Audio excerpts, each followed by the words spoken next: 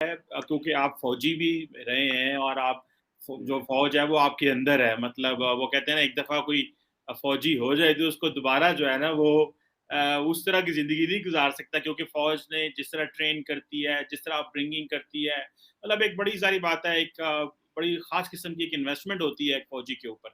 अभी पता जी, चला है कि इंडियन जो डिफेंस मिनिस्ट्री है वो एक नया जो है वो एक कैटर फौज का शुरू करे, जिसको कहते हैं अग्निपथ के नाम से। जो अभी सुनने में आया है कि आर्मी, नेवी और एयरफोर्स में तकरीबन जो है वो कुछ तकरीबन 45-46 हजार के करीब यूथ जो है। हाय दोस्तों, मैं आपका धीरेन्द्र और आप देख रहे हैं 10 शॉट भारत। दोस्तों, जैसा कि आप लोगों को बता दें, आए दिन पाकिस्तान में कुछ ना कुछ होते रह रहा है। तो यही इस वीडियो में सब दिखाया गया है क्या क्या चल रहा है पाकिस्तान में। अगर अच्छा लगेगा तो लाइक करिएगा, सब्सक्राइब करिएगा और बेल आइकन का नोटिफिकेशन ऑल पर सेट कर लीजिएगा। तो चलिए दोस्तों, देखते हैं इस वीडियो में क्या है।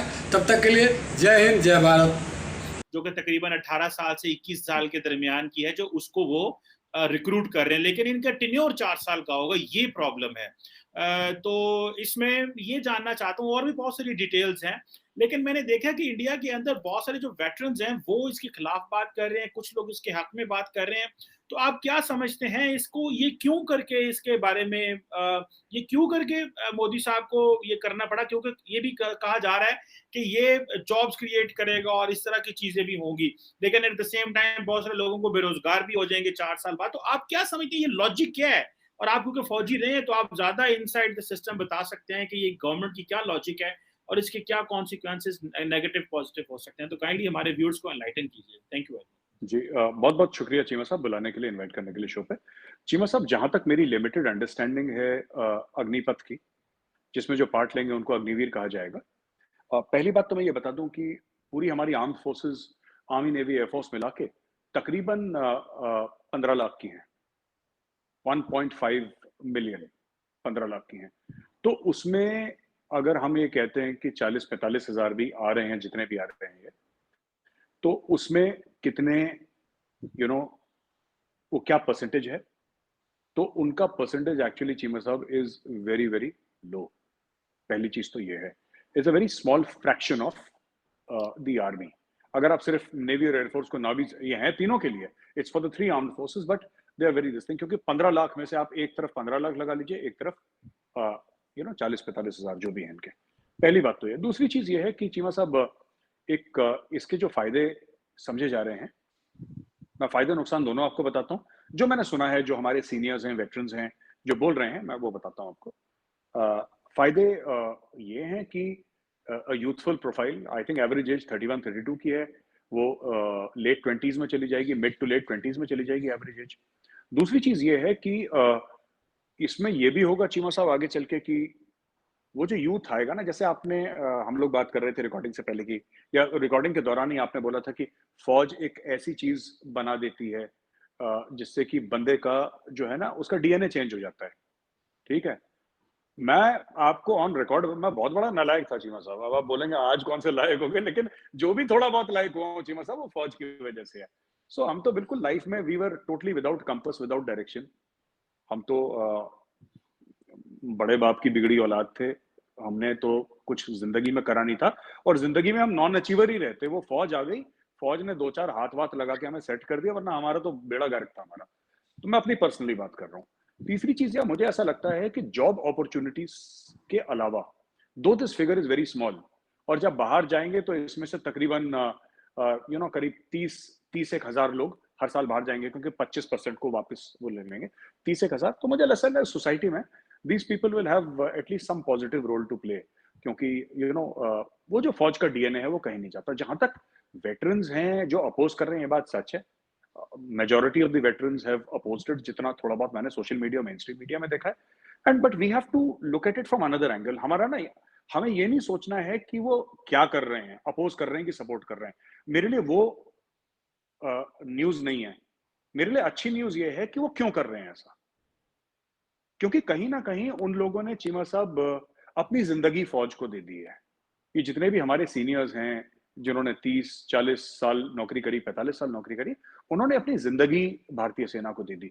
तो कुछ भी चेंज होता है ना, जो उनको ऐसा लगता है विद देयर एक्सपीरियंस कि maybe this will be good, maybe not good, so जाहिर सी बात है वो लोग इनको अपोज करेंगे, अपनी राय रखेंगे, एंड दिस कम्स मुझे बड़ा सेटिस्फैक्शन इस चीज से मिलता है, इसलिए नहीं कि कोई सपोर्ट कर रहा है कि अपोज कर रहा है, वो मेरे लिए इंपॉर्टेंट नहीं। मेरे लिए इंपॉर्टेंट है कि फौज छोड़ने के इतने साल बाद भी लोग इतनी मोहब्बत करते हैं उस ऑर्गेनाइजेशन से जिन्होंने सब कुछ दिया है, चाहे वो सपोर्ट कर रहा हो अग्निपथ को, चाहे वो अपोज कर रहा हो, कोई भी वेटरन कुछ कर रहा हो, लेकिन वो वेटरन क्यों कर रहा है, उसकी नीयत क्या है। हम कहते हैं ना, हम लोग इंडिया में कहते हैं कि जो काम भी करो उसके पीछे पहले नीयत देखते हैं कि इसकी नीयत क्या है बंदे की।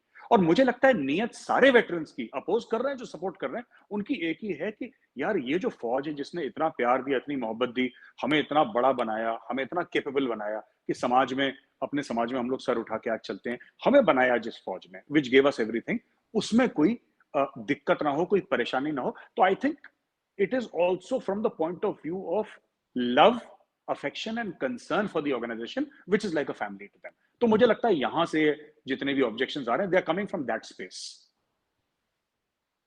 बिल्कुल ठीक है, लेकिन मैं सब इसमें वो जो बात चल रही है, अब ये लॉजिक क्या समझते हैं आप कि आप जी एक 4 साल के लिए रहेंगे, ठीक है, और उनमें से कुछ लोग जो हैं, जो 25% हैं, वो अग्निवीर बन जाएंगे, जिनका जो टेन्योर है वो तकरीबन 15 साल के करीब होगा, और वो जो उनमें से फिर आगे जो 75% जो अग्निवीर होंगे, वो उनको फिर वो सेवा निधि दे दी जाएगी, जो जिसको एग्जिट पैकेज कहा जाता है, वो 12 लाख रुपए का और सर्टिफिकेट का।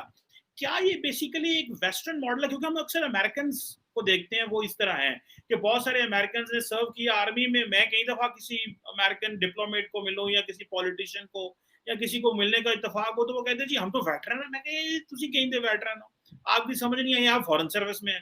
तो वो पता चलता है कि थोड़ी देर, तो इसमें लॉजिक जो है आप क्या समझते हैं? क्योंकि दो तरह की चीजें हैं, एक चीज तो ये है कि ये लोग बेरोजगार हो जाएंगे, या कि आप समझते हैं कि ये एक ज्यादा ऑर्गेनाइज्ड फोर्स होगी जो कि सोसाइटी में जाके अच्छे तरीके से काम कर सकती है। ये लॉजिक आपको किस हद तक, या ये आप माइंडसेट समझते हैं इसके पीछे, या कि वो एक जो इमीडिएटली किसी सियासी जमात का ये भी एजेंडा होता है कि आप लोगों को नौकरियां दो और उसकी तरह हाईलाइट करो, एंड फौज का ठप्पा जो है that gives you the best of in the society and organisations आपको लेंगे। ये क्या एंगल है? इसको जरा वेस्टर्न पर्सपेक्टिव या अमेरिकन पर्सपेक्टिव से भी हमें थोड़ा सा बताइएगा, जिस तरह वो करते हैं। जी चीमा साहब, सिर्फ अमेरिका में नहीं है, रशिया में भी है, चाइना में भी है, और कंट्री, वहां पे कंस्क्रिप्शन का मामला थोड़ा सा अलग है, ये थोड़ा सा अलग है। These are different things actually. This is not classically conscription, ये क्लासिकल कंस्क्रिप्शन नहीं है, यहाँ पे जोर जबरदस्ती नहीं है, सब लोग वॉलंटियर्स हैं, तो it still remains a volunteer army. But yes, I understand जो कॉन्सेप्चुअली आप बात कर रहे हैं, मैं समझ गया। चीमा साहब, इसमें 3 मुख्य पॉइंट है, 3 मेन पॉइंट्स हैं। नंबर 1, मुझे ऐसा लगता है कि इसके पीछे जो लॉजिक है वो ये भी है, जैसे यूथफुल प्रोफाइल हमने बोली फौज की। दूसरी ये है कि बाकी लोगों ने अनाउंस कर दिया, जैसे उत्तराखंड ने भी अनाउंस कर दिया है कि they will get preference in selection in the police. अब आप सुनेंगे 1-2 महीने में जो हमारी पैरामिलिट्री फोर्सेस हैं, actually CPO, central police organisation, CAPF भी बोलते हैं, उसमें जैसे सीआरपीएफ, बीएसएफ आपने नाम सुना होगा, आईटीबीपी है, एसएसबी है, सीआईएसएफ है, वहां पे भी इनका एक अब्जॉर्प्शन होने की बात चल रही है। ये चीज है। तीसरी चीज है, मुझे ऐसा लगता है कि यस दे विल प्ले। देखिए, बेरोजगारी की ऐसी प्रॉब्लम नहीं है। मैं आपको बताता हूँ, मैंने 5.5 साल नौकरी करी फौज में, ठीक है ना। 5.5 साल मैंने I am a short service officer, तो मैंने चीमा साहब एक्सटेंशन ले लिया। हमारे टाइम पे 5 साल की नौकरी प्लस 5 साल का एक्सटेंशन होता था, राइट। तो मेरे कुछ इश्यूज थे, personal, medical, I was in 2 minds. फिर मैंने एक्सटेंशन भी लिया क्योंकि मैं चाह नहीं रहा था फौज छोड़ना, फिर मैंने उसके बाद छोड़ दी फौज। एनीवे, तो ऐसी बात नहीं है कि उसके बाद वो बेरोजगार। देखिए, फौज आपको लाइफ की ऐसी स्किल्स देती है। मैंने आज तक कोई फौजी बेरोजगार नहीं देखा जिसने फौज छोड़ी, मैंने नहीं देखा किसी को। And I belong to the short service community, SS officer हूं मैं, और मैंने किसी को नहीं देखा। ठीक है, कोई हो सकता है अपने पोटेंशियल से ऊपर गया हो, कोई अपने पोटेंशियल से नीचे गया हो, कोई अपने पोटेंशियल पे हो, लेकिन फौज आपको इतना इक्विप कर देती है कि आप अपना रास्ता निकाल लेते हो, ठीक है ना। तो मुझे ऐसा लगता है कि I think it's a good deal. But having said that, जो हमारे रिस्पेक्टेड वेटरन्स हैं, जो सीनियर्स हैं, जो इसको अपोज भी कर रहे हैं, they are also doing it from उनका भी ये है कि यार जो भी फौज के लिए